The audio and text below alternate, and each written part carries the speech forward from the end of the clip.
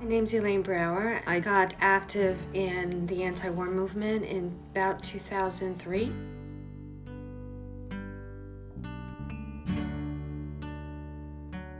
I am a member of the National Steering Committee of World Can't Wait, Drive Out the Bush Regime, and Military Families Speak Out, Peace Action of Staten Island, and the Military Project. My mother actually lives about 10 doors away, right here where I grew up. I actually grew up right here in this neighborhood, and I moved around a few times, but eventually came back. This is like my home, so I decided to come back to Staten Island. My parents were very old-fashioned Italian. They did not like the fact that I grew up in the 60s and that I identified with that generation. My mother is my mother. She's honest like I am, but she's on the opposite end of the spectrum, and she thought she was going to change me. She still thinks she can change me. We constantly struggle over that.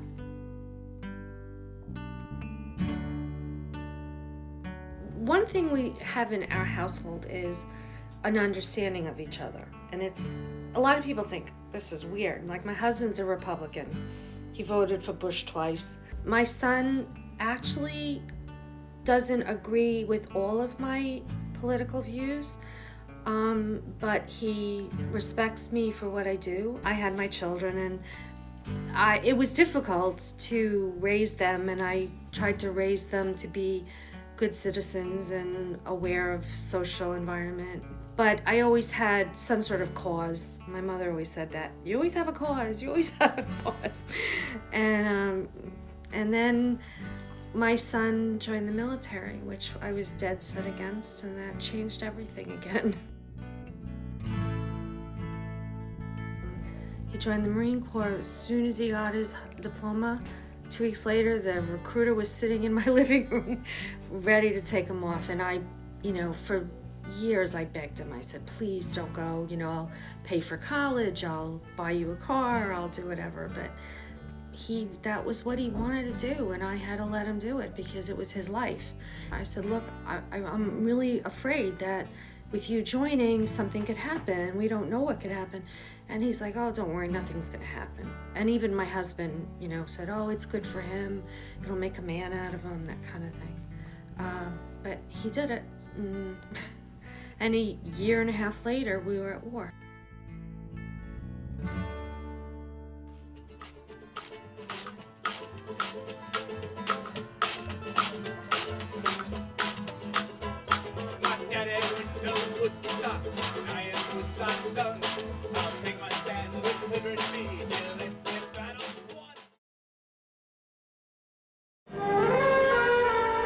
Anti-war demonstrators protest U.S. involvement in the Vietnam War in mass marches, rallies, and demonstrations. Central Park is the starting point for the parade to the UN building. The estimated 125,000 Manhattan marchers include students, housewives, beatnik poets, doctors, businessmen, teachers, priests, and nuns. The anti-war marchers were picketed by anti-war marchers who were hawkish toward the parading doves. Whether the protesters working today or protesting today know it or not, they're building on a lot of the rhetoric or the protest strategies that those in the 1960s used. So sometimes that's conscious, sometimes it's not. Sometimes it's just an effective way to do something, but I definitely think there's definite similarities and parallel between the group. There's not as much, from my perspective, attention given to the protests of today. Part of that is just because if you think about the television system, for example. So from the very beginning, the media was co-opted, and then since that, they have not shown the people, are not able to show the people the reality of war. And that's one of the tragedies, because if people saw it, they would be changed.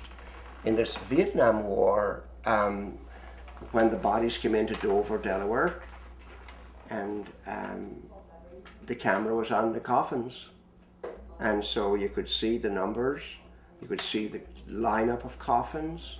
Today, nothing, like nothing. You cannot show on TV today the coffins coming back. There's this study that found that the average lifespan of an activist during the Vietnam War era was about 6 months, right? People got really motivated, they went to lots of stuff, they sort of ate, slept, and breathed the anti-war movement, and then they got tired and they went home. It's certainly more attention getting and grabbing to have some sort of radical form of protest. You're going to get a lot more media attention, you're going to have a lot more publicity. The downside of that is that the media and some of the general population will construct that group as crazy is the most often. I think people just get passionate. I think they get caught up in the moment and they do crazy things. It's knowing the purpose that you're there and exercising your right to do that. Sometimes it's disrespectful, unpatriotic, particularly with war protest. People will see that as an affront against the president or the country, but it's definitely attention grabbing. Get this motherfucker out of here! I can't stand him anymore! Rhetoric of social protest, scholars working in that field are very interested in, as I mentioned, the discourse and strategies of how protesters go about their work. How do they get their message across? What strategies do they use? And the best time for looking at that, of course, was probably the 1960s and 70s because of the prevalence of protests. The draft created a focus of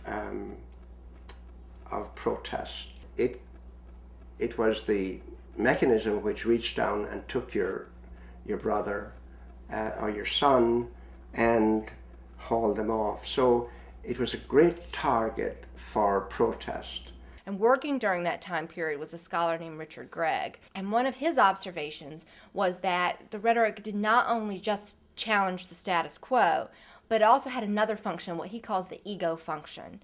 And the ego function basically means is that the discourse that the groups are using, while they are trying to challenge the status quo, they are very much creating a sense of identity among themselves so that the groups can come together in a sort of cohesiveness.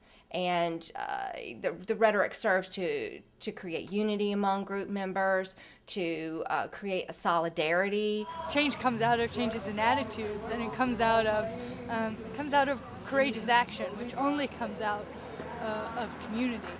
You know, Joe Strummer from The Clash said it best. He said, "You have the right to free speech if you're dumb enough to try it." You know, I tip my hat to the people that are out there, you know, speaking freely.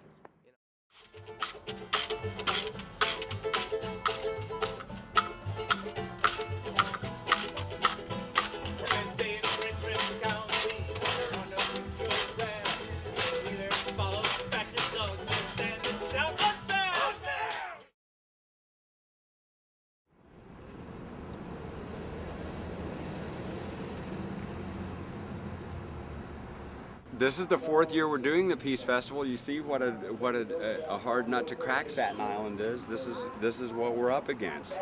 Most right-wing borough in New York City. And people know that there's things wrong in the government, but they don't know what to do. So we try to have events like this to empower people to know that it can be a do-it-yourself. This is not easy. Nobody said it was going to be easy. It's an uphill battle. We're going up against an empire, and that's the truth.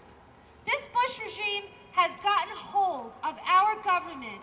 And that's what they do. They try to isolate people and get people to fear each other, and they whip up hysteria. Gang wars, black on black crime, it's making me sick. Watching my back in these streets when I'm fighting this government. Focus energy enemy, it's not in project tenements, it's in the Pentagon. Fear-mongering based on xenophobia. We're trying to build the bridges, the common bonds of humanity. We have more that makes us, we have more to share with each other in the common bonds of humanity than we have the artificial barriers that are obstacles to us all getting along together. And that's what it's all about. This is a form of direct action. It can be militant, it can be pacifist. But if you see a problem and you don't do anything about it, you're as complicit as the evildoer. There are war criminals in the White House, and we need to get rid of them now. We need to drive them out of office. We need to call for impeachment. We need to constantly be If you see something, say something, and that's what we're doing out here, turning the tables on the oppressors.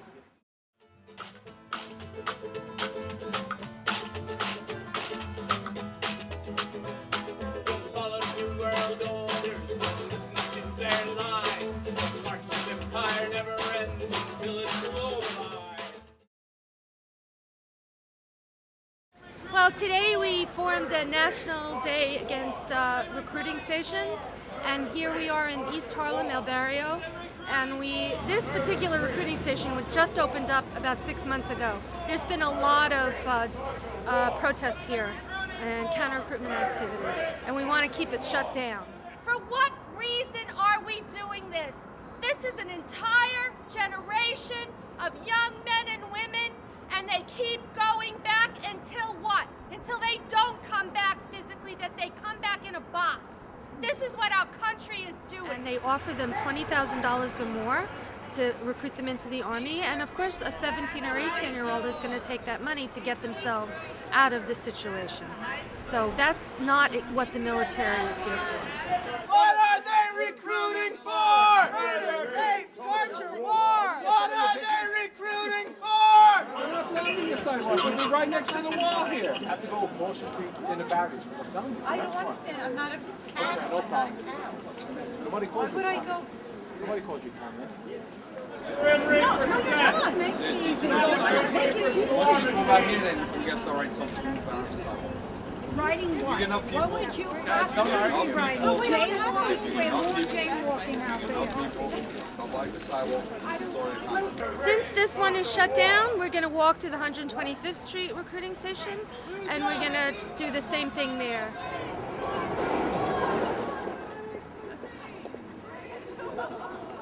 Technology! Phone now! Alive! Recruited! Bring our troops home! Bring our troops home!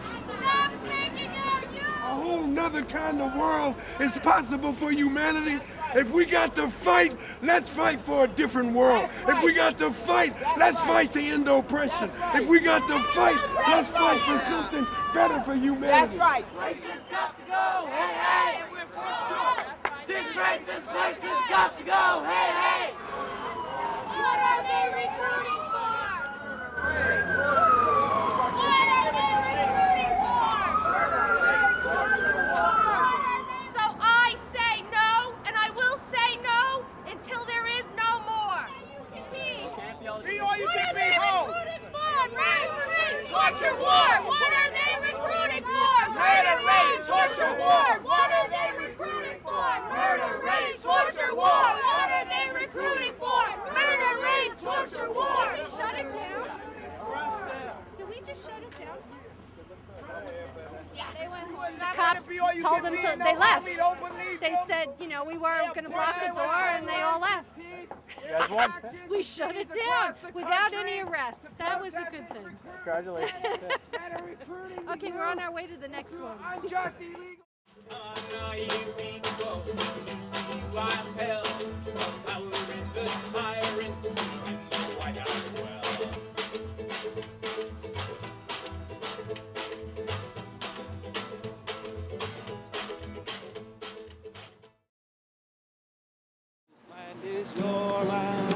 This land is my land, from California to New York Island, from the Redwood Forest to the Gulf Stream waters. This land was made you and me. As I went walking, I saw a sign there, and on the sign it said, private property, but on the other side, it didn't say nothing. That sign was made you and me. Well, my name's Tarak Kauf. I'm from Woodstock, New York. I'm with the Veterans for Peace. I'm helping to coordinate this action here today. We want to be a cohesive unit, and we want people to be able to identify with us as veterans who have seen war, who have been in the military, seen what it does to people, seen how horrible it is, and are out here taking a stand against the war. Bush and Cheney took the same oath that we did to defend the Constitution from all enemies, foreign and domestic. But they have violated that oath and trampled the Constitution through 5 years of war. We go to the Peace Monument, where we're going to take our vows as veterans. Then we're going to come back here to the National Archives, which is right over there, where the Constitution is held. My name is Corporal James Gilligan. I served 6 years in the Marine Corps. Today, I'm hoping I'm going up to the National Archives, and I'm going to be protesting and retaking my oath to defend this country against all enemies, foreign and domestic. And we feel we have domestic enemies in the person of George Bush and Dick Cheney, who have committed war crimes and crimes against humanity. We'll also be carrying a citizen's arrest warrant for George Bush and Dick Cheney for crimes against humanity. And some of our people will be risking arrest. So we feel we have to take a step forward, into civil disobedience and civil resistance to really make the case against war. Quite frankly, I can't wait till I go to trial, because I will say that, yes, I am guilty of remembering the 5-year anniversary. Yes, I'm guilty of remembering my fallen brothers and sisters, and yes, I'm guilty of honoring everyone that has died for our country, for this illegal occupation.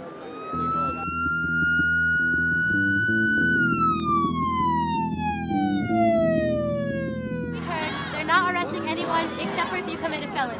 Now, that's not from a legit source, that was just from observation.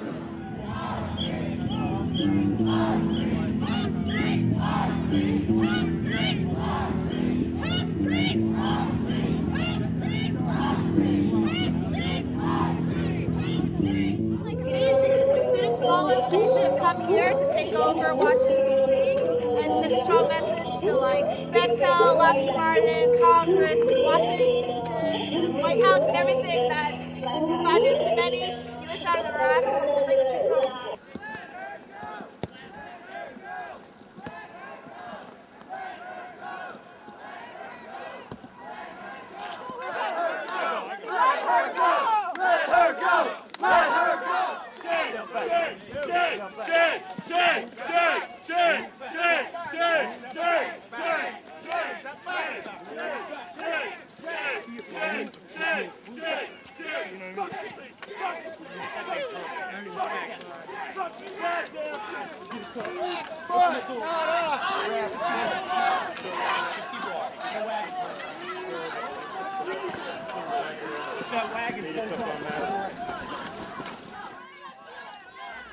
When you look at this stuff, you think, how do you do it? Oh my God.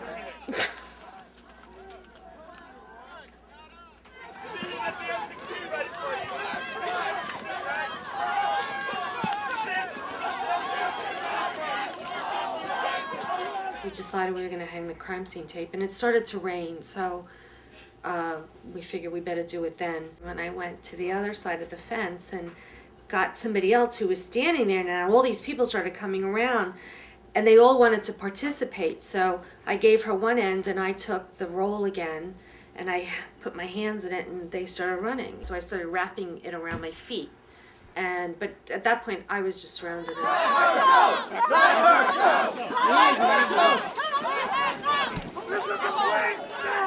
They were just so angry that it had gotten to that point, which in a way I was happy, because that was the point of a protest.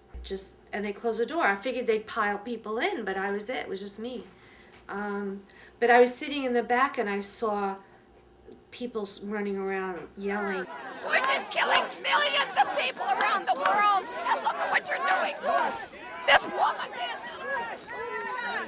And I'm thinking, this is really cool. This is what it's all about.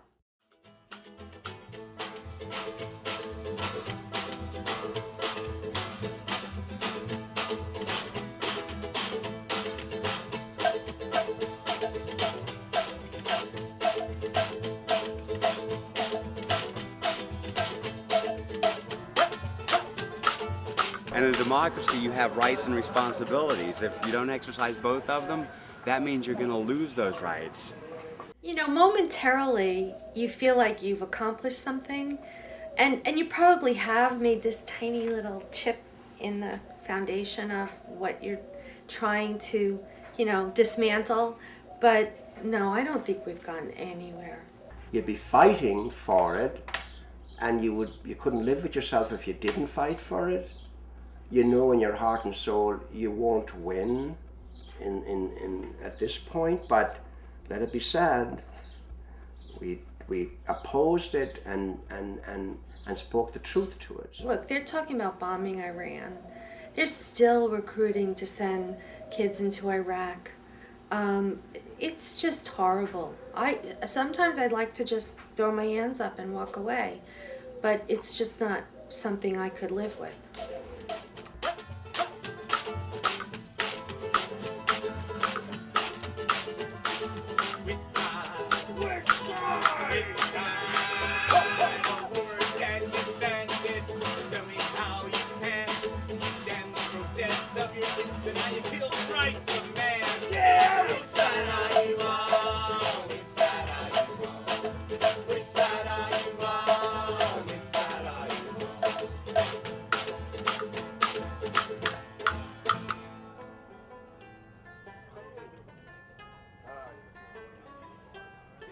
I saw a sparrow standing on the brook inside by the door with yellow cars on both shoulders like soldiers in a war. All you sparrows and all you other songbirds and all you people, what are you fighting for?